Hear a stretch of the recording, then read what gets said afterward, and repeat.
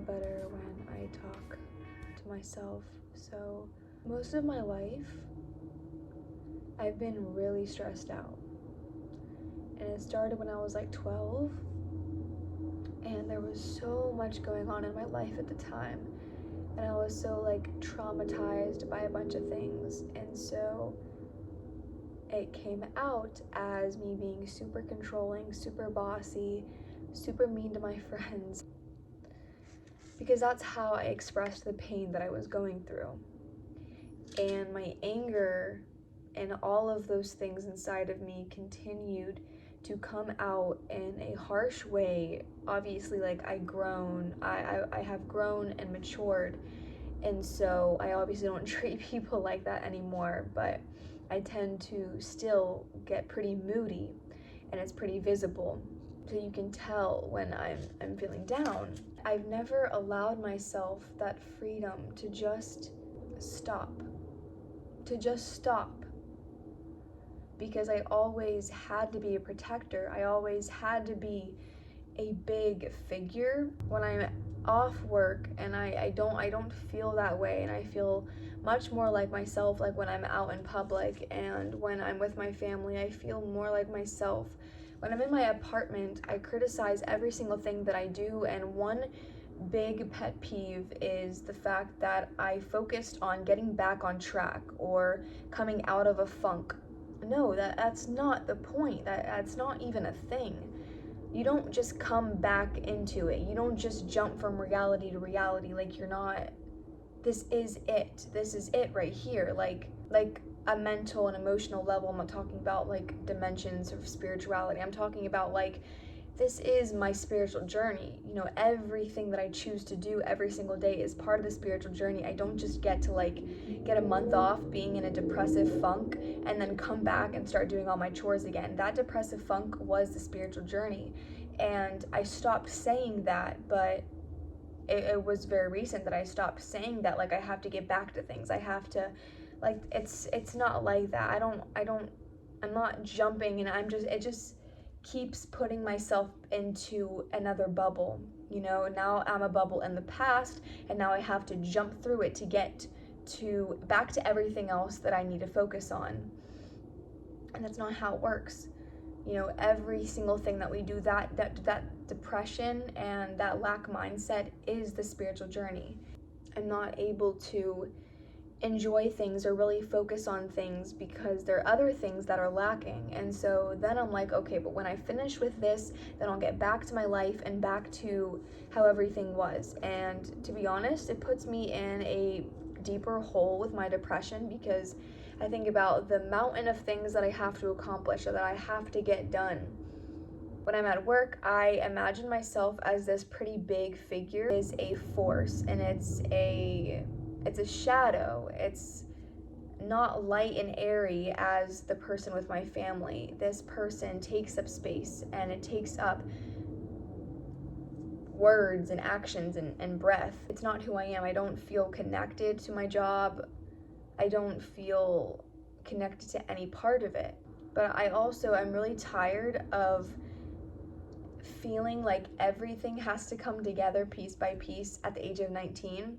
I'm 19 and I don't have my shit together. Like, I don't even know what the fuck that means. And now, because I am a part of the spiritual journey, you know, as a lot of people are, now that's something that I compare myself to. I do get jealous, and that's not the point at all. And I want you to realize, and myself to realize, that it is the ego. The ego fears loss of identity. So you need identity for your ego to be happy. And so that's posting on social media, for me at least. Like, I feel like if I'm not spreading a message and I'm kind of just posting pictures, I'm just trying to portray an image. And I want everything to be done out of love. And I think part of it is the image. I mean, we're human and we do have egos. It's hard to realize sometimes that we have our whole lives ahead of us. And you know how long it takes for growing, and how long it takes to really see those results, and how long it takes for you to change. And you never stop growing. Hi guys, I have to talk really loud because I live right by the highway, but I am on my porch on this beautiful day that I have off, and I just finished editing a video, so I'm really proud of myself because it takes a lot of work for me because I get into YouTube and then I get out of YouTube. But anyway, I wanted to show you my view because it has made everything so much greener and so much fuller, and that is like the best feeling ever.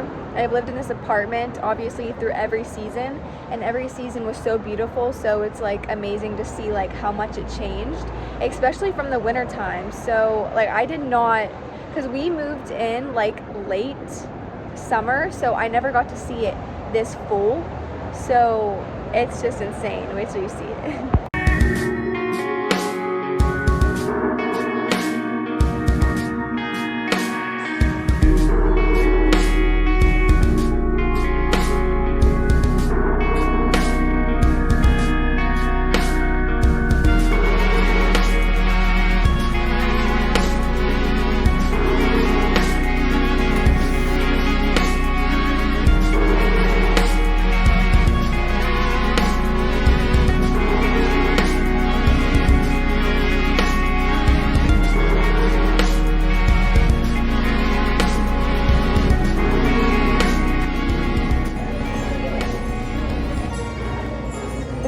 Montana.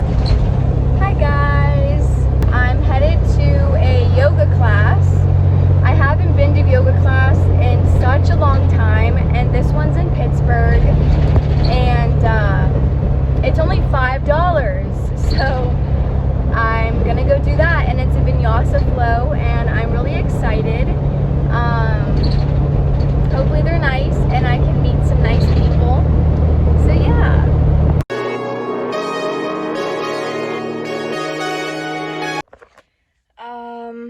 Yeah, that destroyed my insides, my legs, my arms, everything. So what I took from that class was that I need to do a challenging yoga practice every single day. I need to make sure I'm snacking on healthy foods all day long. Oh my God, it was amazing, but it was horrible at the same time because I was able to see like I still have a long way to go. I think I did really good for the majority because I surprised myself with staying in the poses, and it felt really nice having someone there watching me because then I kind of had to commit. I kind of had to go all the way through. But I was the only one there. It was the guy teaching, which he was like a total hippie. He seemed really cool. And like 4 people on his Zoom class. But I definitely need some practice, but it felt really nice. And I didn't get frustrated or stressed out at myself or quit. I stayed in tune with my breath. I'm not saying that yoga has to be perfect. It's about what it kind of brings to you. It's about connecting to your breath and connecting to your body, but going a lot deeper within that. It's not about doing those challenging poses or going to yoga classes or anything physical like that. It's about the practice itself.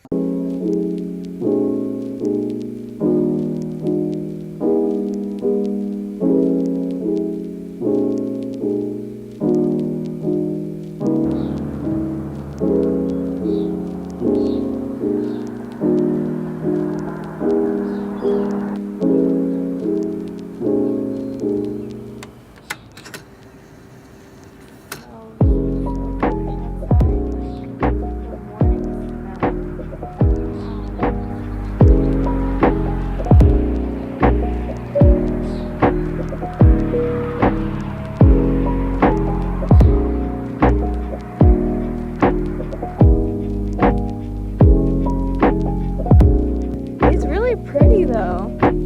Alright, so now there's like, it looks like there's a main trail, unless that's the road.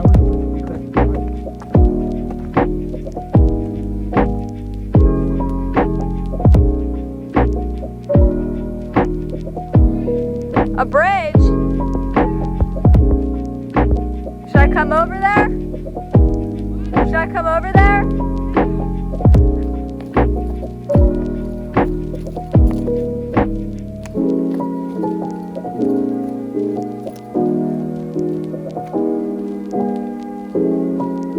Was it everything you dreamed of? There's so many bugs.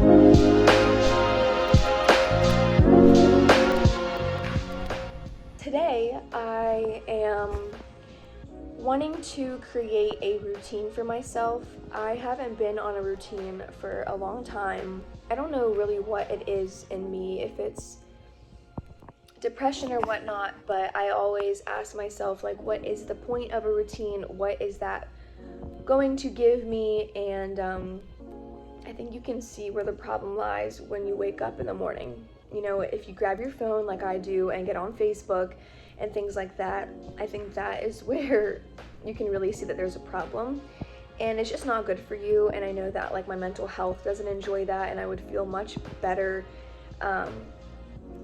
not forcing something on myself or not being strict about something, but living by virtues every single day and focusing on your well-being and going through every moment, not with expectations, but what is, and serving yourself in that way. It needs to be something that's going to help you grow. And so being gentle with yourself and nudging yourself in the right direction, but being super compassionate with yourself, and then carrying that on to your day-to-day life where you're compassionate with others and you act in love. But it's sitting down with yourself at least once a day and just checking in on yourself and doing some journaling and asking yourself, how do you feel today, and what are some thoughts that are coming up, and just sit in silence and look outside or go outside and make the morning really special. And that feels so much better than being on my phone all morning long. Or I think I struggle with routines and things like that. And so if I don't make it something that has to be followed, and I don't make it something that is super strict and that I'm yelling at myself for, I don't want it to be something that I can fall off. I want it to be a daily practice where it's just the principle of me being present with everything and me growing with everything and finding solitude as much as I can throughout my day, and at least sitting down and journaling about my day or reflecting or learning in any way. And so I think it's about that rather than like, oh, you have to do yoga for 15 minutes. I think once you sit down and you get in that place of solitude, I think things come really naturally. And so then you want to pick up your mat and then you want to do yoga, especially if you're not good with routines. And it's just making sure you're checking in with yourself every single day and going deep within yourself so that you're not having a day that is on the surface level or on cruise, basically.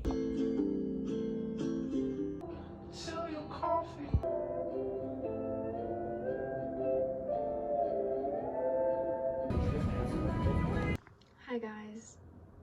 I wanted to sit in this little narrow space between my bed and my wall. I kind of just came to a realization, and it really takes thinking to really point out the truths about your life and about things that have gone on and in childhood stuff too. So I've said before that I envision myself as this big, large person that takes up a lot of space. I know why that is now is because all of my life I have been filled with a lot of masculine energy. I feel like I act very masculine. I like, you know, those qualities of masculinity, and I have had all of those qualities my entire life. And I think from a child, I was put in charge of my brothers because my mom was a single mom. Now it has built up a lot of stress for me. And so to this day, I feel like I am responsible for every member of my family. And even if it's not my problem, I make it my problem and I have to deal with it. And it takes up so much space and so much mind clutter and so much stress. Other qualities like being a leader and being bossy and being controlling, all of those took up so much space, and I don't think that I ever, even to this point, besides my spiritual practice and getting out in nature, I think that I've always had this idea of me being a very masculine person, that I don't ever think that I can let that go and invite surrendering into my life, into my mind. And so I think that is what holds me back from fully inviting the universe in and surrendering, because I have that blockage, I have that force that is saying no. So my ego is a bit stronger because I have those tendencies, I have those qualities. And it's such a refreshing thing to figure out about yourself. It may, like, just hearing that and understanding that just makes me understand myself a lot more, and knowing that I haven't had a lot of feminine energy into my life, and so masculine was all the way up here my entire life. And so that has caused so much stress. Every single day I feel stress. Every single problem that shows up, even if it's very tiny, I will get stressed out about it. And that is because of the tendencies and how I've grown up and how I've just come to every problem my whole life. Even like when I say things sometimes or act a certain way, I question, like, why did I do that? Why am I continuing to act this way, knowing that I shouldn't, and then it doesn't make me happy? But I tell myself, like, I don't tell myself this, but I think the attitude behind it all is go big or go home. If this is your idea of yourself and you've accepted that this is who you are, then you better go big or go home. And so that's what makes it okay sometimes. It's like saying, like, you should probably apologize for that. It's just this force, which is me, the idea of me that I have inside of me. So I'm taking responsibility for that, like I always do. I know that I have masculine facial features, and I think that also kind of jumps into the fact that I am a pretty masculine person. But I think that that can be something I can work with, and something that is good, because then I already have tons of masculine energy. Now I just have to learn how to bring in the feminine, and that's really easy to bring in. And probably not. It's really important that you find your truth and that you live it. Be yourself, who you are in your soul, not your ego, not your mind, not who you think you are, and your soul, who you are. Because there's so many jibber jabbers and people giving out their opinions and people wanting you to pay for their opinions, and everything you need literally is already within you. Be kind to the world because it's allowing you to live another day. Do what makes you happy. And if you are happy, treat others with kindness. There's so much cruelty in the world, and I don't think anybody has the right to question if anybody is depressed or why they are, because there's so much to be sad about. Hanging around with people that aren't your people will do this to you, though. Start questioning your faith and all this jazz. It sucks because you wish you could bring the best of yourself everywhere you go, but sometimes you can't control your depression or your body and your mind and what you're thinking, and there's really no forcing anything else. I have beautiful moments, and I thank the universe that I will have my whole life to experience moments like this, or have my whole life to bask in my spiritual journey.